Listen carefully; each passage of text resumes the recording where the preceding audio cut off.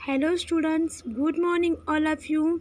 बच्चों, आपको कहानी बहुत पसंद है। आज हम इस तरह एक कहानी वाला लेसन सीखने वाले हैं। इस लेसन में बहुत अच्छा संदेश हमें दिया है। तो कहानी का नाम है गधा धन, यानी कि ये हमारे लिए लेसन नंबर 10 गधा धन। तो पहले हम चित्र देखो, यहाँ पे क्या है, बर्तन है ना, तो इंग्लिश में हम बोलते हैं उसको पॉट। यहाँ पे है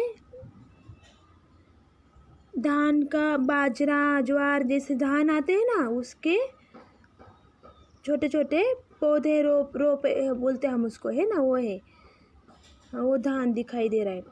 देन यहाँ पे देखो नीचे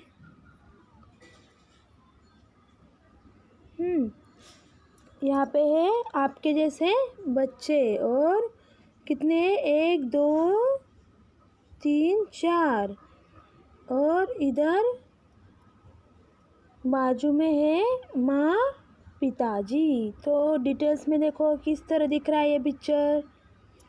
यहाँ पे है माता पिताजी और ये 4 भाई। इस तरह हमने पेज नंबर 14 पे जो पिक्चर्स है उनकी जानकारी ली। अभी हम क्या करते हैं, पाठ को इन डिटेल्स में जानने को लेते हैं। तो देखो, जब भी मैं पाठ रीडिंग करूँगी आप लोग ध्यान से देखोगे और वर्ड्स का रीडिंग देखोगे, क्योंकि आपको भी रीडिंग आना चाहिए। सुंदरपुर गांव में रामदीन नामक किसान रहता था।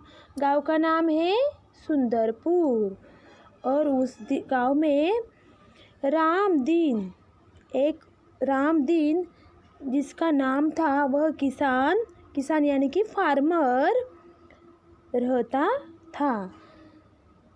तो इस लाइन का मीनिंग क्या है कि सुंदरपुर गांव एक गांव था, उस गांव में एक रामदीन नाम का किसान रहता था। आपको अगर क्वेश्चन पूछा तो कि रामदीन कहाँ रहता था, तो हम बोल सकते हैं रामदीन सुंदरपुर गांव में रहता था, है ना। तो देखो, उसके 4 बेटे थे, जैसे कि हमने अभी चित्र में देखा कि उसके 4 बेटे थे। रामदीन स्वयं तो बहुत परिश्रमी था। परिश्रमी यानी कि कष्ट करता था, वह खुद तो बहुत हार्ड वर्कर था, इस तरह हम बोल सकते। पर उसके 4 बेटे, अभी उसके बेटे कैसे थे यह हमें पता चलेगा कि बड़े आलसी थे। पर यहाँ पे देखते हैं वापस, रामदीन खुद बहुत परिश्रमी हार्ड वर्कर था, और बट उसके बेटे जो थे वो बहुत आलसी यानी कि लेजी थे। हर समय इधर उधर बैठकर गप्पे मारा करते थे। जब भी कभी टाइम मिलेगा तो अभी वो क्या करेंगे, गप्पे मारकर बैठेंगे, टाइम पास करते थे। स्टडी नहीं करते होंगे, काम नहीं करते होंगे। इस तरह का मीनिंग हमें यहाँ पे समझ में आता है। रामदीन उनके अल्हड़पन से परेशान था, और अल्हड़पन यानी कि उनको हम बोलते हैं ना, मैच्योरनेस नहीं था, वो ऐसे बचपना कर रहे थे, उनको सिंसियरनेस नहीं था। इसलिए बोला है कि रामदीन उनके जो अल्हड़पन था, ढिलाई से रहना, वो उससे परेशान हो गया था। परेशान यानी कि वो तकलीफ में आ गया था, उसको टेंशन था कि ये बच्चे ऐसा क्यों कर रहे, कैसे कर रहे, नहीं क्या। उसे हमेशा बेटों के भविष्य की चिंता सताया करती थी। भविष्य यानी क्या, हमें मालूम है फ्यूचर, उनका फ्यूचर क्या होगा, मेरे बेटों का क्या होगा, वो अभी इस तरह है, कुछ काम नहीं करते हैं, इधर उधर भटकते हैं, इनका फ्यूचर कैसा रहेगा, क्या फ्यूचर में सही से खुद के फ्यूचर जिएंगे। सीखे नहीं तो काम मिलता है क्या, हमें पता है। तो जो काम करना ही चाहिए।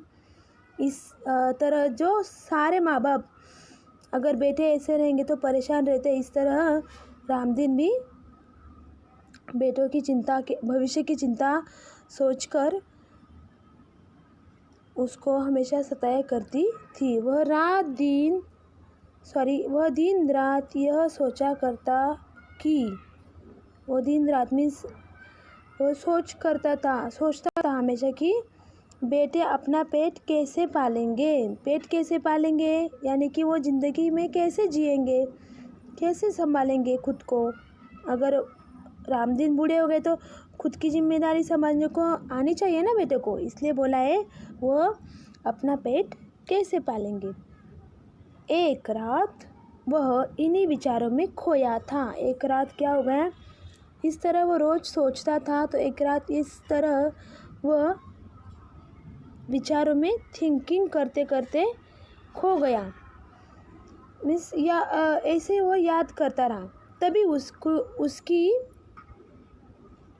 पत्नी ने झिझकते हुए उसे एक उपाय सुझाया। पत्नी ने झिझकते हुए मीन्स क्या, उसे बोला कि क्या सोचते हो रोज़।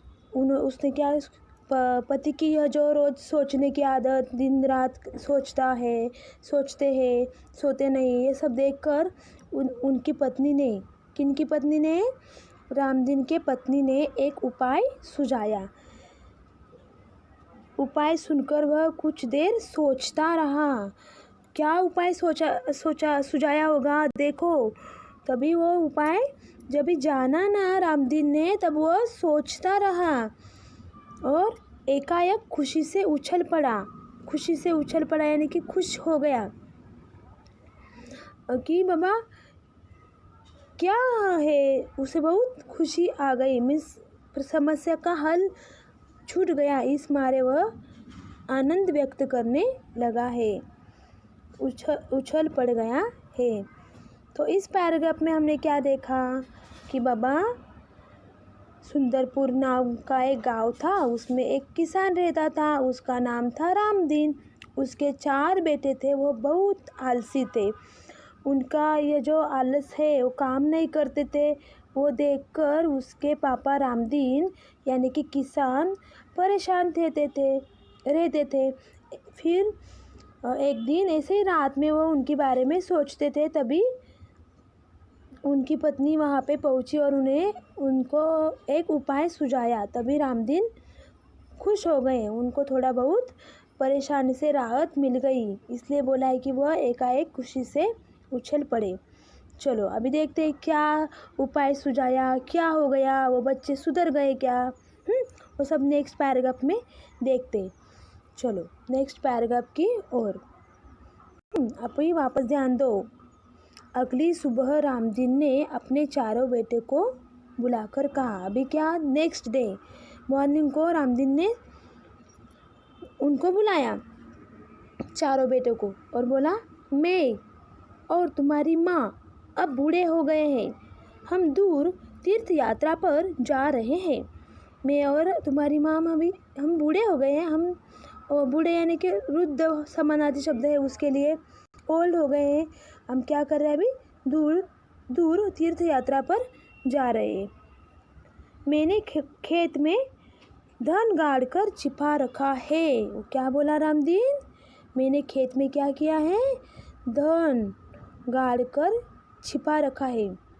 यदि कोई ज़रूरत पड़े तो उसे निकाल कर उपयोग कर लेना। अगर आपको कुछ ज़रूरत पड़ी, उसकी नीड्स लगी, तो आप क्या करेंगे, उसको निकालो और उपयोग करो। अभी देखो वो बच्चे इतना भी अलर्ट नहीं थे, अभी क्या हो गया उनको देखो। गड़े हुए धन की बात सुनकर बेटे खुश हो गए और जो पापा ने बोला है कि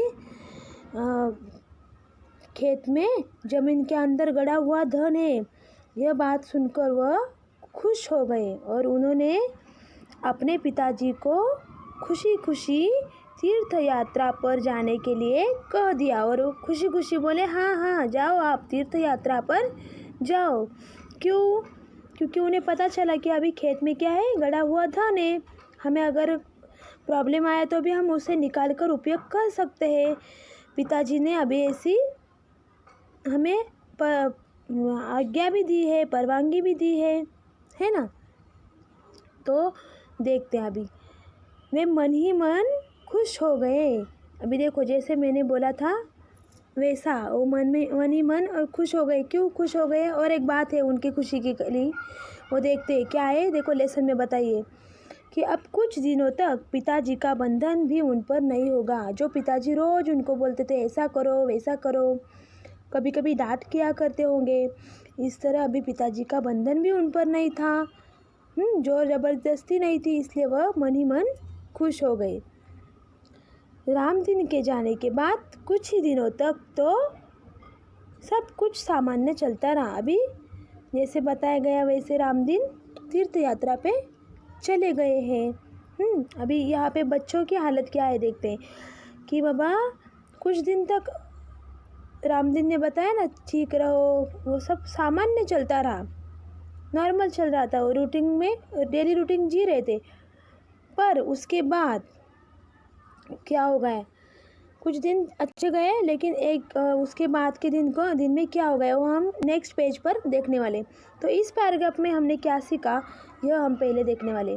इस पैराग्राफ में हमने देखा कि रामदीन को जब भी कि उनके पत्नी ने उपाय सुझाया तो दूसरे दिन ने उन्होंने बच्चों को बुलाया और बोले कि हम अभी तीर्थ यात्रा पर जा रहे, आप ठीक से रहो, और खेत में गड़ा हुआ धन है, अगर ज़रूरत पड़ी तो उसे निकाला करो, उपयोग करो। और फिर वह यह बात सुनकर वो चारों बेटे खुश हो गए कि अभी उनको अभी पिताजी का बंधन नहीं रहने वाला था, डांट नहीं सुनने वाली थी। इस खुशी में वह थे।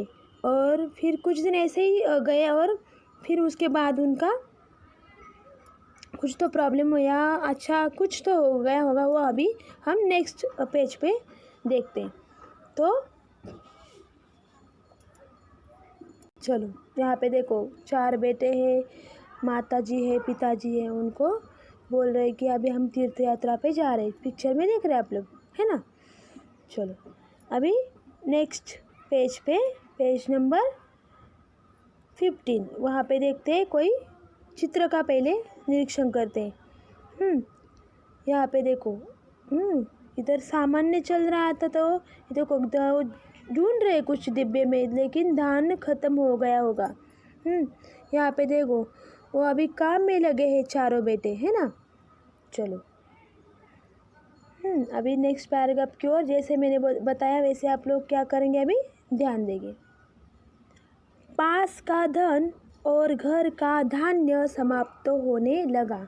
पास का धन यानी कि पैसे, धान्य यानी कि आप सबको मालूम है जो कुछ रहता है ना धान्य, रेशनिंग हम बोलते हैं, वो समाप्त होने लगा। अब चारों भाइयों को चिंता हुई। अभी चारों लोग क्या हो गए, सोच में पड़ गए।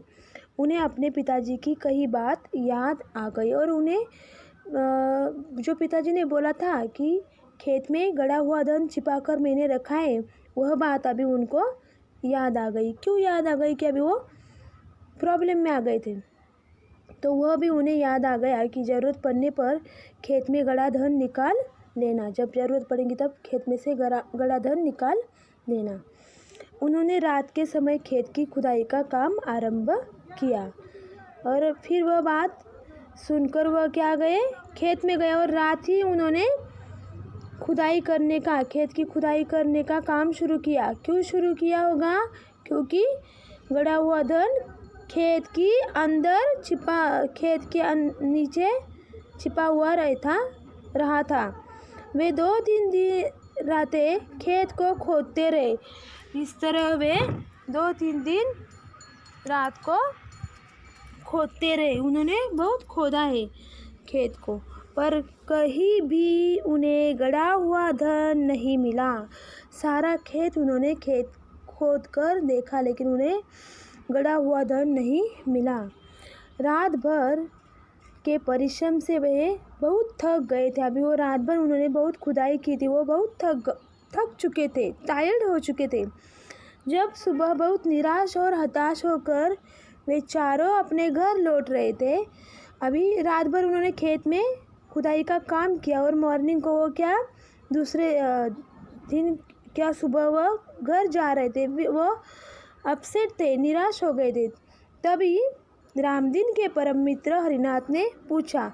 अभी ये कौन है? रामदीन के मित्र हरिनाथ। इन्होंने क्या किया? उन्हें चारों बेटों को कुछ तो पूछा है। क्या पूछा है? देखते कि तुम सब थके हुए क्यों हो। अभी उनके पिताजी नहीं थे तो मित्र ने पूछताछ की, तुम सब थके हुए क्यों हो। तभी उन्होंने सारी बातें अपने पिताजी के मित्र हरिनाथ से बताई है। फिर उन्होंने क्या किया? कारण जानने के बाद हरिनाथ ने उन चारों को सलाह देते हुए कहा। फिर कारण जो है क्यों क्या हुआ? पिताजी ने बोला था कि बाबा खेत में गड़ा हुआ धन है लेकिन कुछ नहीं मिला, हम रात भर हमने उसकी खुदाई की, कुछ नहीं मिला, ऐसा सब। और पिताजी ने बोला कि धन है। यह सब बात उन्होंने हरिनाथ जी से बोली, लेकिन उन्हें कुछ समझ में नहीं आया। फिर हरिनाथ जी ने उनको एक सजेशन दिया कि तुम लोगों ने खेत तो खोद ही लिया है, अभी तुमने खेत तो खोद दिया है, मट्टी जो है वो तो निकाल दिए, अब उसमें क्या करो? बीज बो दो, यानी कि उसमें धान लगा लो। बीज बोना, अब बोलते हो ना, कुंडी में कुछ बीज लगाते हो फिर उसका छोटा सा पौधा आता है, इस तरह उन लोगों को पूरे खेत में बीज बोने की सलाह हरिनाथ जी, जो कि रामदीन के मित्र थे, उन्होंने दी है। चारों भाइयों के उदास चेहरे पर खुशी की लहर दौड़ गई। अभी उन्हें लगा कुछ तो होने वाला है, तो वो खुश हो गए। उन्होंने हरिनाथ के कहे अनुसार ही किया, और जो हरिनाथ जी ने कहा है उनके कहने के अनुसार ही किया। खेत में बीज बो दिया। क्या किया वो देखते हैं। पहले अगेन इस पैराग्राफ का थोड़ा बहुत जानकारी लेते हैं कि बाबा जैसे पिताजी बोले वैसे उनका थोड़ा बहुत दिन चले गए, लेकिन थोड़े दिन बाद उन्हें प्रॉब्लम आ गई कि अभी धान समाप्त हो गया था, और वह देखते हुए वह गड़ा हुआ धन निकालने के लिए खेत में रात को पहुँचे। लेकिन रात भर उन्होंने खेत की खुदाई की, लेकिन कुछ नहीं मिला उनको। तो मॉर्निंग को वैसे ही मूड में निराश होकर, अपसेट होकर वह घर जा रहे थे। तभी उनको रामदीन के मित्र हरिनाथ जी मिले और वो बोले कि तुम क्यों उदास हो। हाँ, तो उन्होंने बोला कि यह रीज़न है, इसलिए हमने ये किया लेकिन कुछ नहीं हुआ। तब रामदीन ने उनको सलाह दी कि अभी तुम क्या करो, खेत में बीज बो दो। इस तरह उन्होंने कहा, और वह बीज बोने का काम भी वो बेटों ने किया है। चलो एंडिंग का पैराग्राफ देखते, बहुत अच्छा है। हाँ, देखो क्या हुआ। तो स्टूडेंट देखते हैं नेक्स्ट पैराग्राफ। खेत में नन्हे नन्हे अंकुर निकल आए, जैसे कि हरिनाथ जी ने बोला था वैसा उन्होंने किया, और खेत में नन्हे नन्हे अंकुर निकल आए। उन चारों के मन में उत्साह जाग गया, वो सब खुश हो गए। वे निराई गुड़ाई करने लगे। निराई गुड़ाई यानी क्या? जो एक्चुअल फसल रहती है उसके आजू बाजू में कुछ ग्रास रहती है, उसको निकालना पड़ता है, मीन्स उसको क्लीन रखना पड़ता है या खाद डालना पड़ता है। हाँ, उसको बोलते हैं निराई गुड़ाई। फसल बहुत अच्छी हुई, और वो बेटों ने जो मेहनत की थी, अभी उसकी सफलता नज़र आती है कि अभी फसल बहुत अच्छी हुई। हरिनाथ काका को वो धन्यवाद देकर वह फसल को बाजार में बेचने के लिए जाने की तैयारी में जुट गए। अभी हरिनाथ काका जी ने बताया था उस तरह ही उन्होंने किया, और वो सब उनका हो गया। तो क्या कहे, उनको धन्यवाद दिया उन्होंने कि आपने बताया इसलिए सब हो गया, और थैंक यू देकर वो अभी फसल को बाज़ार में लेके जाने की तैयारी में जुट गया। अभी क्या करने को, बाज़ार में वो फसल बेचने के लिए तैयारी कर रहे थे। उसी समय तीर्थ यात्रा से रामदीन और उसकी पत्नी लौट आए, और उसी समय तीर्थ यात्रा से रामदीन और उनकी पत्नी जी यानी कि माताजी और पिताजी लौट आए हैं। माता पिता के आते ही बेटों ने उनके चरण स्पर्श किए, और ऐसा करना ही चाहिए। हम रोज़ हम लोगों को तो रोज़ करना चाहिए। मॉर्निंग को जब आप लोग उठते हैं ना, तो माता पिता जी के चरण स्पर्श किया करो। सबसे बड़ा काम है ये, और करना किया तो आपका अच्छा ही होता है। तो वो लोगों ने जैसे ही माँ पिताजी आए, उनके चरण स्पर्श किए। गाड़ी में लदे अनाज के बोरे देखकर रामदीन ने कहा, अभी जो अनाज के बोरे यानी कि जो गोनियाँ थी, वह देखकर रामदीन ने कहा, अब तुम्हें खेत में गड़े धन का राज समझ में आ गया होगा। मैंने खेत में गड़ा हुआ धन है, यह जो बोला था, इसका राज, इसका सीक्रेट आपको समझ में आ गया होगा। चारों ने सिर हिलाकर स्वीकार किया। चारों ने ऐसे मुंडी हिलाई और बोला, हाँ पिताजी, और बोला कि हाँ पिताजी, समझ में आया है। अब हम यह भी समझ गए हैं कि अभी यह गड़ा हुआ धन की बात तो हम समझ ही गए, और अभी हम यह भी समझ गए कि जीवन में परिश्रम के बिना कुछ भी संभव नहीं है। अगर जीवन में हम कष्ट करेंगे तो ही सब हो पॉसिबल है। तो हार्ड वर्कर होना, काम करना, यह सही है, और पॉसिबल को भी पॉसिबल परिश्रम की वजह से कर सकते हम। यह बात बच्चे जान चुके थे। और वह जो एंडिंग की लाइन देखो, परिश्रम से ही धन कमाया जा सकता है, और उन्होंने बोला कि परिश्रम से ही धन कमाया जा सकता है। यह उनको समझ में आया था।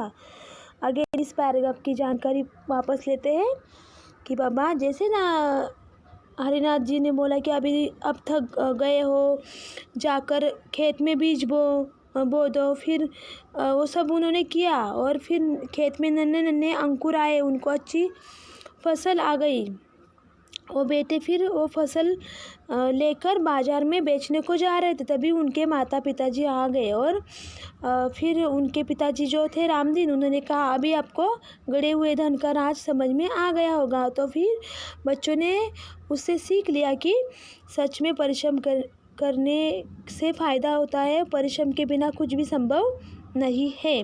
इस तरह चारों पैराग्राफ की जानकारी हमने ली है, और लेसन आपको अच्छे से समझ में आया होगा। तो मैं आपको, हम जैसे बोलते हैं ना, मॉरल ऑफ द स्टोरी क्या होगा कि परिश्रम के बिना कुछ भी संभव नहीं है। और हम लेसन से क्या सीखा आज हमने कि माँ पिताजी को रिस्पेक्ट देना चाहिए, उनकी बात माननी चाहिए। वो जो भी बोलते हैं वो हमारे भले के लिए ही सोचते हैं। और परिश्रम करना यानी कि कष्ट करना है। अभी आपका काम क्या है, आप स्टडी कर रहे हैं, तो ये आपका काम सिर्फ स्टडी करना, वो परिश्रम के ही काम है। आगे ऐसे धीरे धीरे आप लोग आगे बढ़ जाएंगे, फिर बड़े अफसर बनेंगे, है ना। तो इस तरह आज हमने गड़ा हुआ धन सच में था क्या खेत में? नहीं, उन्होंने देखा, खेत की ओर गए, वो उन्होंने काम किया, और फिर कष्ट उठाए, उसमें अनाज बो दिया, अनाज को निराई गुड़ाई की, फिर वो फसल आ गई। वो सब उनको मेहनत के बाद मिला। तो इस तरह उनको गड़ा हुआ कष्ट धन कब मिला? हुआ जब उन्होंने खेत का काम किया, कष्ट किया।